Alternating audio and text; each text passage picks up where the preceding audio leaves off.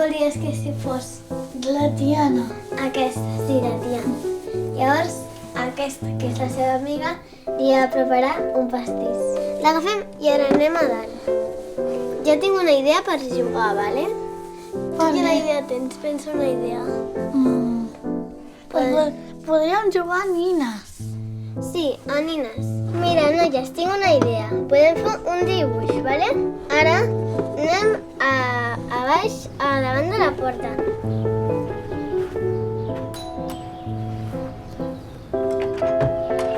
Hola, bon dia, Jordi. Què tal, Laura? Endavant. Gràcies. Ara podeu dibuixar el que vulgueu. Podeu agafar els colors que vulgueu. I què dibuixa aquesta ara? Ara ella dibuixa un sol. Un sol.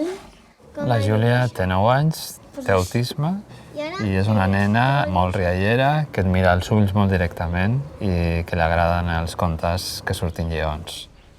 Tu ets la Júlia? Sí. Hola, jo sóc el Jordi. Hola. Què tal? Puc seure? Sí.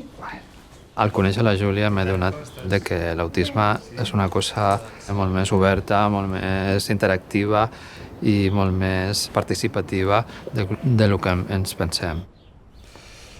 I al col·le t'agrada l'assignatura de pintar? Sí, sí que m'agrada l'assignatura de pintar. Sí, a mi em sembla que és l'única cosa que m'agradava. Per relaxar-te, què t'agrada? Què t'agrada fer? M'agrada mirar contes per relaxar-me. Com per exemple el conte del lleó. I amb la teva germana, com va la vostra relació de germanes? Doncs ella m'ajuda amb coses i jo també li ajudo a ella amb coses. O sigui que us estimeu molt, no? Sí. La Júlia i la seva germana, la Berta, tenen molt bona relació, tenen molta complicitat i es nota, no? I la Berta està superpendenta de la seva germana. És molt maco. Escolta, Júlia, i per tu què és l'autisme? Doncs és una cosa que fa ser diferent a les persones. Sí. Tu en què et sents diferent? Em sento diferent en què faig les coses una mica diferent. Saps què et dic? Que fer les coses diferents dels altres està bastant bé. Perquè al final, si no, tothom seria igual. I això és molt avorrit. Sí, és avorrit ser tots iguals. Sí, per mi sí. A mi m'agrada que hi hagi gent diferent. Molt bé, molt bé. I ara pintaria... Ens ha quedat bé la sirena. Ens ha quedat força bé. Bé, està força bonica la nostra obra. Abans li preguntava a la Júlia, i ara t'ho pregunto a tu, Laura, què és per tu l'autisme? Jo com a mare i com a persona que ha estat en contacte amb nens crec que és que els nens o les persones que tenen autisme hi ha una sèrie de coses que els altres aprenem innates i sense donar-nos compte, no? I sobretot són coses que tenen a veure amb la interacció social i amb la interacció amb l'entorn i com bellugar-se pel món, que ells no les aprenen de manera automàtica. O sigui, processar el que ve de fora a vegades és una dificultat. Quan coneixes un nen amb autisme, coneixes un nen amb autisme i és molt difícil generalitzar. Mira, la Júlia a vegades és el regular les emocions. No? La Júlia, quan s'enfada, no? I és a nivell explosiu. Yeah. O quan està contenta també. No? És com que tot és a l'extrem.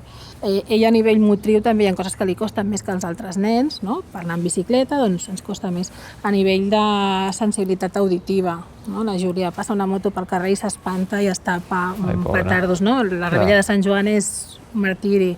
I a vegades expressar el que estan sentint costa. Ja. O sigui, els has d'ajudar molt a posar paraules al que realment senten.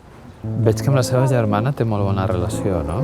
Amb la Berta? Sí, jo sempre dic que la Berta és un tresor per la Júlia. És una motivació, o sigui, la Berta és com un estímul constant per ajudar-la a jugar, per parlar, per interactuar, per animar-la a fer coses. O sigui, la Berta també és conscient que la seva germana té autisme, i llavors hi ha coses que nosaltres com a pares a vegades no aconseguim i ve ella, pim-pim-pum, l'anima i l'engresca.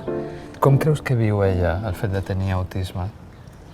Nosaltres intentem enfocar-li de manera molt positiva, però sí que és veritat que a mesura que es va fent gran va sent conscient de les complicacions a vegades que li genera tenir autisme, no? I ella hi ha moments en què quan s'atabala amb alguna cosa no puc fer-ho, i ara és conscient que és perquè té autisme.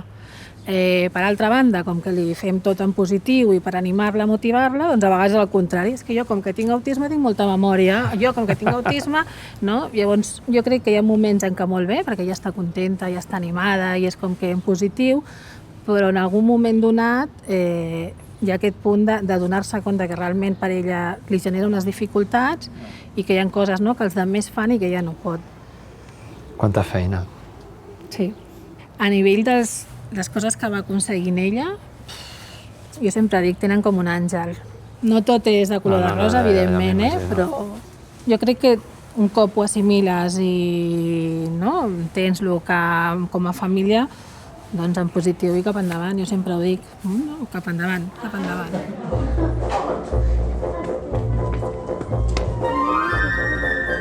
Avui he après amb la Júlia que l'autisme és una cosa molt cap enfora en comptes de cap endins. Molt expressiva, amb les emocions molt per davant de tot, no? Sense filtres, però sense filtres d'una manera positiva. M'ha agradat molt.